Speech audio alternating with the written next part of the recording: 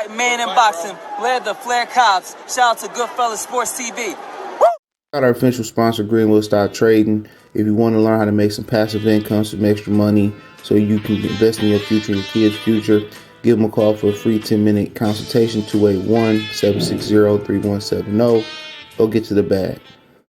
All right, Jaron Ennis says he feels like he's not a cold main event fighter anymore. Feel like he's a main event, pay-per-view, anything type of fighter. He told the Hardcore Boxing News. Let's talk about it real quick. Thumbs up the video, share the video, subscribe to the channel. Next subscribe button is the bell icon button. Hit all notifications, increase your chance to get notifications. We go live, drop video. Check out the Boxing News playlist for more videos like this and the welterweight playlist as well too.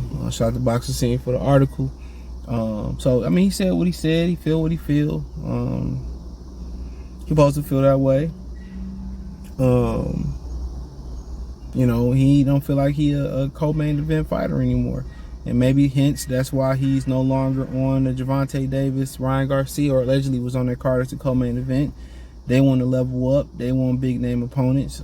He said that, you know, they're supposed to be fighting Roman Villa as the main event, his father Bonzi, or Keith Thurman, which we know is Villa. He said Ugas was the opponent, but he chose to go fight Barrios for the interim title and said, why would he do that? I mean, obviously, I hope that was a rhetorical question. Barrios an easier fight, coming off just getting his face broke, and Barrios probably a more lucrative fight than Jaron Ennis. Now, apparently, his next fight is supposed to be the main event in June and July. So, I mean, we'll see. You know, a lot of people say, well, he stunk it up versus Karen Kirkachan or whatever. He stunk it up versus him, and you know, that was a great opportunity to really, you know, captivate him. You know, that wasn't one of those fights that could get you from co-main to main event, but I mean, shit, you know, it's his time to headline and prove that he could sell some tickets. I mean, I thought, you know, a Blair Cobb fight would be good for him in Philly or AC. You know, maybe he don't want the local fight type vibe. I know his father said more than likely they fight in Philly or AC. This was a couple months ago, but things changed. But yeah, I guess it's about that time. You know, we got about 30 fights, and you know, he's been featured a few times on Showtime already. So obviously it's time to move up and see what type of numbers he can bring to the table as the main event. I think it's about that time. Virgil been headlining for a second now. So yeah, it's about that time. I mean, now he hold an interim title. You know, he can't be an interim titleist, or he can't be a full titleist fighting on the co-feature. So it's about time for him to be the main event. Virgil ain't had a title. He's been the main event for quite some time. So, you know, when you start to compare yourself to your contemporaries, like Edner Berlanga Smith is the main event, and Shakir is the main event, and Devin is the main event, and Tank headlining pay-per-views. You want Tank undercard, and you know, even though Tank older than him, but you start seeing some of these dudes that's your equals or around your peers, that, you know, around your amateur time. I mean, you want it to be your time too. A lot of these young guys don't want to wait their time; they want to take their time. And I ain't mad at it. And I don't mean take their time, and they want to take it. You know what I'm saying? They want to snatch their time away, and I ain't mad at that, bro. Too much constipation in boxing, too stagnant and stuff. Is stagnant. So, you know, like he said, it's his time to shine, and I think it's about that time, bro. He can't do no worse numbers than Sheik Foster and Ray Vargas, and you know, some of the other guys. You know, Fondora, Mendoza. I mean, come on. It's about that time. Fondora headlining. He ain't got a world title yet. He an interim titleist, or had an interim title. Yeah, it's about that time. It's about that time. So we really gonna see what he made of. He gonna step up in competition. So we gonna see how he really built. We gonna see how he really built. If he step up in competition and he continue to crush these guys, man, it's gonna be, you know, one performance don't define his career in this situation. So I mean, Vila should be a good fight. A guy that come forward, a guy that ain't gonna stick and move. He's gonna be right in there, and a knockout over Vila. Everybody gonna hop back on the Jaron Ennis train again. And I don't think Vila should really survive in there for him. From what I seen a little bit of him, but his style, Jaron Ennis should be able to eat that up. But he start backing Ennis up and have success. He come behind the jab and he able to take the power and be durable. It'd be interesting. But him fighting Keith Thurman on Showtime, I mean, that just don't make no sense for Keith Thurman, and it don't make no sense for the overall power structure for Al Heyman.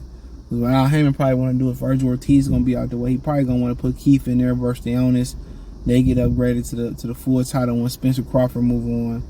You know, then you got some Barros winner, that'll be the full WBC. You know, then Ennis hold the IBF, so then he still holds 75% of the division. You know what I'm saying? So he still want to have at least a 50% stake in the division too. So Josh Taylor don't seem like he moving up no time soon. So I mean, Regis seemed like he refusing to move up. Remember when Pikachu refused to evolve to Raichu and shit? Like a lot of them dudes like refusing to come up to welterweight, and I think it's the politics and not being able to get in. I think some of this shit start moving, and some of these lesser fighters start, you know, getting titles and shit. I think you might start to see that shit change. You might start seeing dudes take chances on coming up and making something shake. So you might start seeing that change. But I mean, yeah, I know he definitely feel like he a main event fighter. I know he definitely feel like it's his time to shine, his time to grind. And yeah, it's his time, bro. You got other guys out here who main event fighters who, you know what I'm saying, who on his level, you know, got interim titles. Some of them ain't got titles and they headlining. So yeah, Steven Espinoza, he got to take care of guys who directly sign to Showtime too. You know, now if he can get Keith Thurman in the ring, to force Keith Thurman in the ring with him, you know, they're gonna pay Keith Thurman for that. And Al Heyman for that. That'll be interesting to see if that can happen. But I don't foresee that happening. We all know Roman Vila, the name they fight dude. So Vila got to get an interim title shot, and they probably more likely gonna upgrade the full title at some point. You know, obviously I think it take away some you know, pageantry where, you know, when you beat a world titleist, you actually get the world title, and you actually get to enjoy winning the world title, and you get to take it from the other guy and give it back to him backstage and all that. Now these dudes getting email titles like you email somebody an Amazon gift card or some shit. They don't really get the full experience of winning the title and taking it from another titleist. You think it's 4 belts out here, you know what I'm saying? And you can't even experience winning the world title no more. Like the real feeling, like taking away from the man. You know, ain't nothing like it. Going somewhere and taking somebody else's titles or their title. It's nothing like it in boxing. You know, getting a dude vacating the belt, not giving you the right to forge your name in boxing history, and have that memory and have that moment how, you know, Roy Jones had his moment versus James Toney. You know what I'm saying? Had those type of moments that Floyd had versus Leonardo Hernandez. Had that moment that Ali had from Sonny Liston. You know what I'm saying? Who want to get a regular belt, then an upgrade, or interim and upgrade? That's part of history. That's part of history, being able to take a belt. And I've been fighting another motherfucker for a vacant belt. That ain't the same. Being able to take it from the champion, and you get a vacant belt, do you really feel like you the champion, bro? I know his daddy said, I don't care how we get the belt, and this, that, and the third, but I think it's a certain feeling that come with taking it from the champion. Beating his ass and taking it from him. You know, you gotta understand, some of these guys ain't never really experienced that shit. Going on the road and taking somebody, that build character, man. That build, you know, that build a lot of character, inside and outside the ring. Going to take something from somebody who don't want to willingly give it up. How good is it if somebody say, just go ahead and take it? Come on, man. Where's the hunt? Where's the adventure in that? Where's the thrill in that? I want to take it from your cold, tight hands. I want to take that title. I want to snatch it from you. He ain't gonna get that opportunity. A lot of these dudes like Gavin it the easy way. Oh, we just want the title, man. We just want the belt, and maybe be certain incentives that hit in a contract, and they just worried about the money. But not to have that moment where it feel like time is steal, and you take the title from somebody and you snatch it from them, all your work paid off. You know, now you're getting interim titles, you're getting email titles and shit of that nature. That shit ain't the same. You know. But everybody want the money. These niggas get their money, they go buy jewelry, they depreciate, and it's the same circle, bro. That's why I don't understand why they don't get niggas reparations. They ain't gonna get the money right back tenfold. That's what I don't understand about it, but hey, it is what it is. But yeah, he a main event fighter. Give it to him. One performance don't mean nothing. You know, they should do their homework and their film study. And they said they did. He ain't fight nothing like that on film. So you ain't study hard enough. You ain't study hard enough. But yeah, of course. You know, he supposed to feel like he pay-per-view. He supposed to feel like he a superstar. But as you step up in competition in boxing, it get harder and harder and harder. And Karen Struckergen was representation of that.